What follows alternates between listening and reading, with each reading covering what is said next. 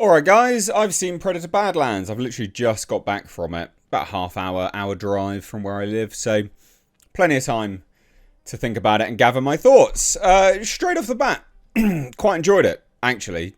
Genuinely. It's not without issue though. It's not without issue. This is going to be a complicated movie, I think, for a lot of people. So, I'll say off the bat, I liked it. Don't want them to do this again, or at the very least make a habit of it. So there you go. That's it in a nutshell, I guess. And now let's kind of explain why and what happened in this movie. But overall, it is a good time. Like, it is actually a good time. The design of the Predator, yes, they do actually explain it in the movie. He's a runt. It's explicitly stated. So there you go. If you've seen any of the trailers, you do know what's going to happen in this movie, by and large, in terms of, you know, the overall plot of the movie, right? You know, he's a runt. He needs to go to this planet, Jenna, to prove himself. Comes across Thea, the Weyland-Yutani synth ripped in half. They, quote-unquote, work together, but they actually don't. But they also kind of do, which I'll get to. And he's trying to find this unstoppable beast, the Kalisk, yeah, to prove himself, right? Things go astray, some other bits happen, blah, blah, blah, blah, blah. So, first things first, this movie was said to be made on a budget of $100 million. $100 million is a lot of money. It's actually not a lot of money, though, in movie terms. If you can do all of this with $100 million, Marvel, you should probably hang your head in shame. You're pathetic. And also, any of the Star Wars stuff, right? Like, it's insane. I mean, The Acolyte, for instance, was like $230 million, and it looked like dog shit. This, for $100 million, looks good, right? It objectively looks good. There is like one or two bits where you're like, oh, that's CG, but you're not like, oh, that looks like, you know, dog turds on a screen. You're like, oh, yeah, like, it's a little bit weaker in that one moment. But all in all, like, actually, the visual effects work really well. So, things that I really liked. The visual effects. Really like the visual effects. I really like the music, the score, how they sort of... the cinematography, actually. The cinematography was really good. It's very well shot. I really liked and appreciated the colour grading. I really liked and appreciated the lore expansion, but I also disliked some of it as well, which again we'll kind of get to. I liked and appreciated a new take on the Predator. And also I didn't like it, right? Like, I liked it, but I don't want to see them do it again massively. This worked in isolation. If this is where the franchise goes in future, wholesale, then we've got a problem. But there's lots to like here. There's lots to like. So, what's the story? Well, we follow Dek.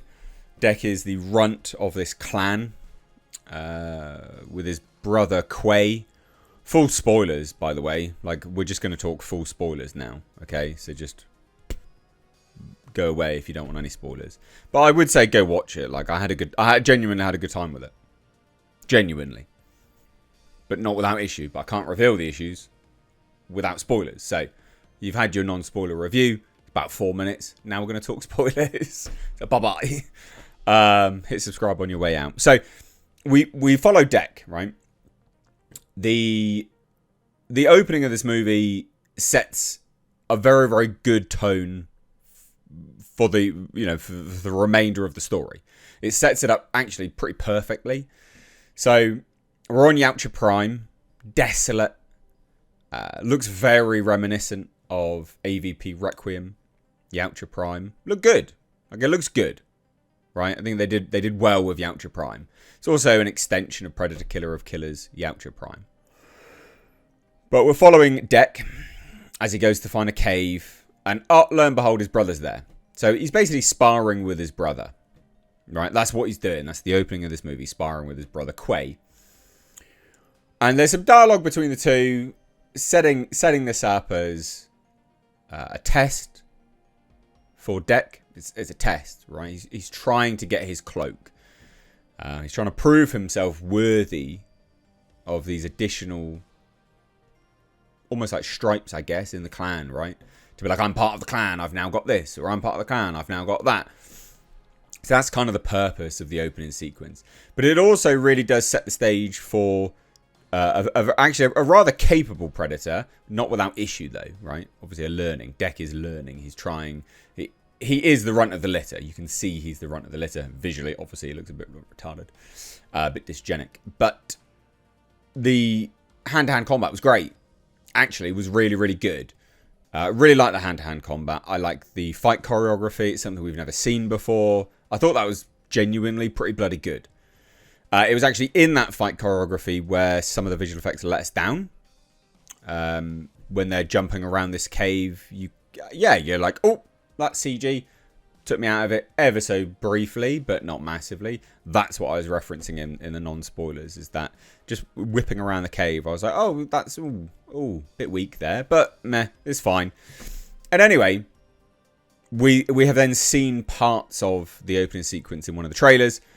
Dex and Quay's brother, their father turn up. The sort of Viking-looking Predator with the white dreads. I think that's what they've been calling him. Anyway, and so he turns up, right? And he's like, why haven't you done it? To Quay. And obviously he means killed. Why haven't you killed Deck? And he's like, yeah, well, weakness needs to be culled. We are, weak with him around. We need to cull him, so we need to kill him. And therein lies, I guess, the beginnings of sort of contradictions of stuff like this, Like, as a fan, we've built up lore for the Predators, right? Time and time again, we're like, they fight with honor, and they do this, and then they do that. But actually, I mean, in the movies, they actually have contradicted themselves through and through here and there. So I'm not massively against some of the things that they do. But basically, you have Deck's father launches a force field down to restrain Deck and, be killed by Quay. And you're like, what? An argument could be had that actually that is dishonourable, right? But they're probably looking at, I'm trying to internalise the logic here of the universe. They're probably looking at it from a perspective of, well, he's doing us a greater dishonour by being alive. Therefore, it's okay for us to act in this way to be honourable in the long run to kill him. Maybe, I don't know. But those kind of things, I was like, oh, okay, that's a bit weird. But I'm along for the ride. I'm going to watch it and see how we go. Anyway, Quay says, be strong, brother. And he smashes the force field, saves Deck, and then fights his father and dies, right? He gets his head chopped off, which is fucking brutal. The thing about this movie is, it's a 12A, but it is brutal, right? Like, it is actually brutal. He gets his arm chopped off, he gets stabbed, then he gets his head chopped off, right? Like, it's brutal. It is proper brutal. And then Deck gets sent off to Jenna.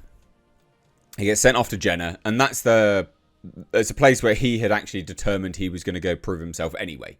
So his brother was just doing what Deck had actually wanted to happen. Go off to Jenna to kill the Kalisk, to prove himself, the unkillable monster, the unkillable beast.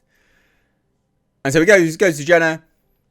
Really, really good sequences transpire. The crash sequence was really good. Like, all of this stuff's fantastic. The time of the spaceship was great. Crash sequences was visceral. There is a bit of that actually in one of the trailers where he's stumbling on this vehicle through the jungle and blah, blah, blah, blah, blah. All visceral, very, very good. The visual effects actually on Deck's face, despite the design, because the design is shit. Like, obviously, I don't need to keep saying it, but the design's poo. But the visual effects on the face actually work really, really well. The sort of guttural movements of the skin on the mandibles, brilliant. Like, that's great. Like, I think that's actually solid stuff, right? Like, that actually, it looks really good. Being able to produce, like, spit when they roar and things like this. That's all fantastic stuff, actually. If only they had a better design. But what the visual effects can allow, I liked. And what I saw it allow, I liked.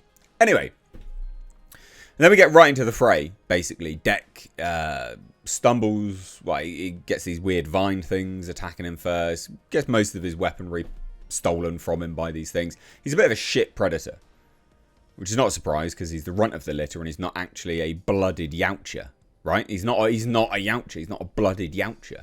He's obviously part of the species, but he's not a blooded Yautja. And he's the runt. So he gets everything taken off him, basically, pretty early on.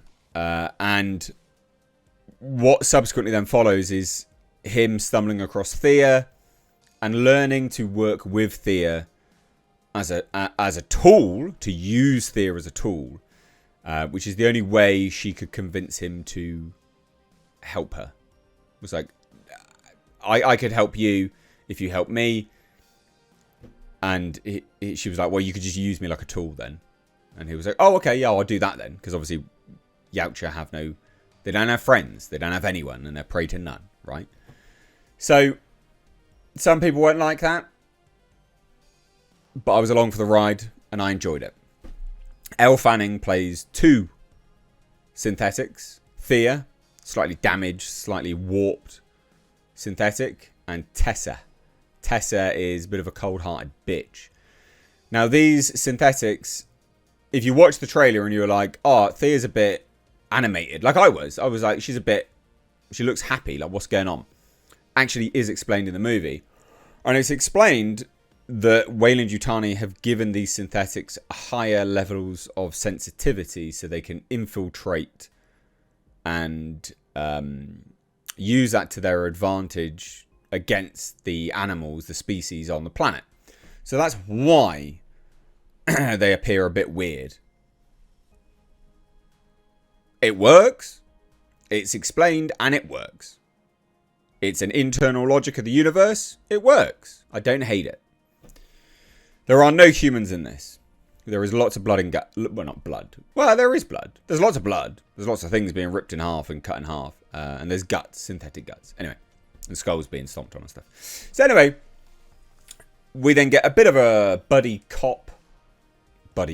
Just a buddy road trip movie across the planet to find the Kalisk with Dek and Thea.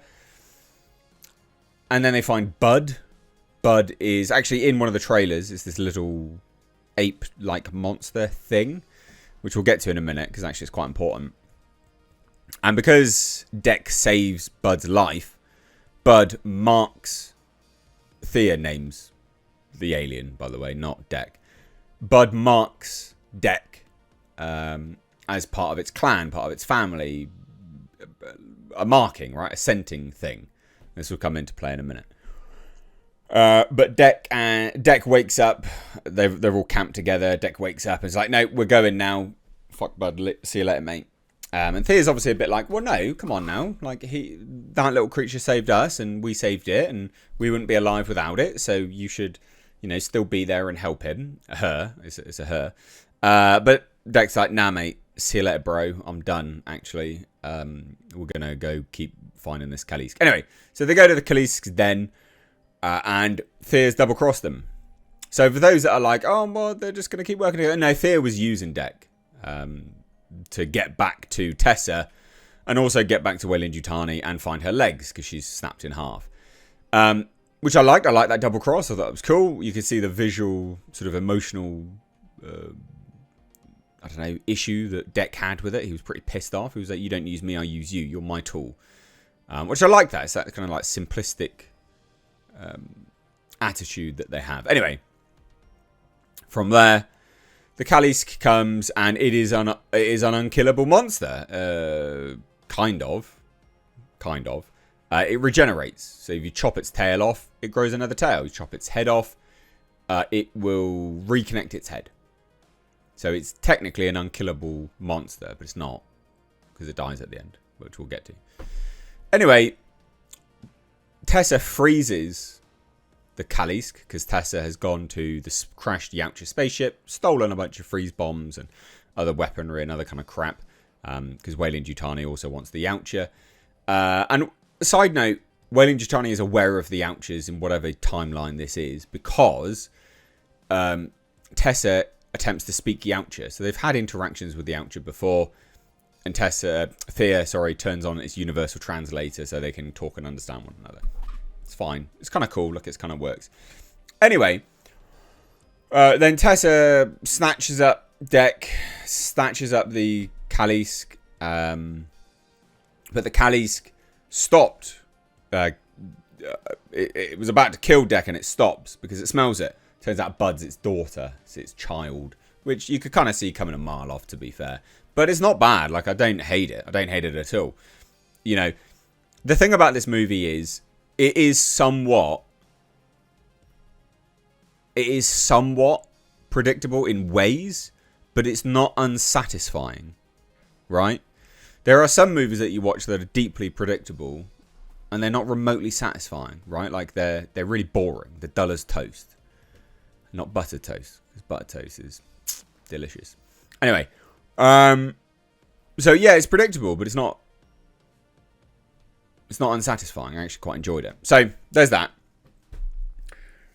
So then they're all snatched up by Tessa. Thea's there as well. Thea gets double crossed by Tessa. Tessa's like, "You're defective. We're gonna just box you up and throw you away." And Thea's like, "No, you're my sister." And she's like, "No, we're not supposed to. Shut up. You're a tool." Basically. So Thea obviously is like, "Oh no, I'll actually work with Dek then, because Dek actually, you know, doesn't think I'm a lump of shit. So I'm just gonna work with Dek instead." Dek escapes, and then stumbles across Bud again, realizes Bud is the Kalisk's child. And then what we see is then there's a pattern here with Dan Trachtenberg's movies, actually, right? Is that, and this is why I think he needs to break the mold a little bit in future, because he's done this in all 3 movies now, basically. And it kind of works, but I want to see a change. So in Prey, for instance, Naru picked up elements all throughout the journey that she was on to eventually beat the Predator, right? This is the same as Dek. Dek, on their road trip across the planet, learnt a lot of stuff from Thea. And obviously when he escapes and he finds Bud, he then goes back. Okay, on that trip mission, finds a whole bunch of stuff to then arm himself with natural elements from the planet. Because he learned it. And it is something which we've seen. I think there was even an element of that in Killer of Killers, to be honest. So we've kind of seen that before. I think we need to change that up for the next movie. But it kind of works. You know, there's like razor grass and all this kind of stuff. Like, some of it's really cool. Like, Dan Trachtenberg did really well with the whole planet thing here. He did a really good job creating the flora and fauna of the planet. It's a good, there's good concepts there. So anyway, then it comes a bit of a showdown. You know, Dek finds Thea's legs, sets the legs free and follows them because they're just like free mobile, apparently. They just walk along by themselves, which I thought was quite cool. And then there's a big fight at this Weyland-Yutani compound.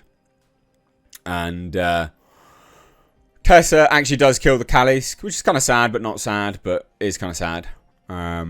By blowing it up. Well, no, freezing it, then blowing it up inside because she gets swallowed. Some people have an issue, I think, with Tessa using Dek's shoulder cannon. I don't know. I don't know where I sit on that yet. I mean, they're synthetic, so they're technologically advanced. So it would make sense for them to be able to crack technology, I guess. But then there's also dialogue to the effect of them not understanding it in the movie. So I'm like, well, where do I sit on that? Because the internal logic of the movie kind of implied that they couldn't crack the technology. So I don't know. But she used the shoulder cannon. She had it. And then anyway, big showdown. They kill Tessa. Thea's there. They all help each other. Now Dek is a wolf. And I was like, oh, is that a nod to AVP Requiem? Is he going to become Wolf Predator? I'm like, probably not, because of course that was set in the past and now this is the future and whatever. But I thought that was kind of cool. Nice little nod. Because he's blind in one eye and he also has a tusk broken as well. Thought that was quite cool. Anyway. And so then they go home. Dek goes to the Yautja Prime, slaughters his father. And Bud's there, grown now. Bit more looking like a Kalisk. Thea's there. So they've sort of set up this, he's his own thing. He's been rejected from the clan. So he's his own predator now. He's his own Yautja with his own clan. And his clan is Thea, the synthetic, and the Kalisk's child, Bud. Anyway, it closes with Thea, with more Yautja turning up and Thea going, "Oh, are they friends of yours?" And Dec goes, "No, it's my mother." And I'm like, oh. Is the mother going to be the Grendel King?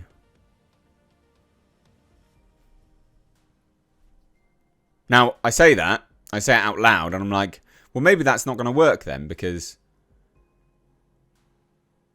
we saw the Grendel King, and it looked like a bloke. But, in Yautja lore, the females are much bigger and much more ferocious than the males. So it could be, which will piss some people off, but not if you know the lore, because it's supposed to be bigger and more dangerous than the males. So it sets itself up for a sequel, but then so did Prey. You know, in the closing sequences, it set itself up for a sequel, and we didn't get it. So, you know, I think this works as its own thing. It's brutal. There's lots of violence in it. It is somewhat Marvelized, but not. The humour does work. And I had a good time, but I don't want them to do this again. If we could follow Dec in another movie and it be ultra-violent and R-rated, I'd love it. I like the dynamic. I still don't know where I lie on the lore. Some of it works internally because, of course, this is a predator that is rejecting Yautja code. He is effectively a bad blood now, isn't he? Right?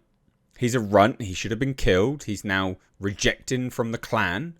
So it kind of works. And that's not me justifying it. That is the internal logic of the universe already. But I don't want this to become the mainstay. You know, Prey did a really good job, and I liked Prey. I'm unashamed in my liking of Prey. And it did a really good job, and it was brutal. I want them to do another brutal one. But I liked it overall. It was good to watch it in the theatre. And I had a good time. And I would recommend it. Where does it sit on my list of Predator movies? I don't know, man. It's a tricky one. I'm one of these people that really likes Predator 2. Not better than the first one. The first one's number 1 on my list. But I really like Predator 2. And I actually don't hate Predators. I know. Sue me. But I quite like this. I did like it. And I would say go watch it. I had a good time. So if you've seen it, what did you think? Let me know down below. No post-credit scene either. Anyway, bye now.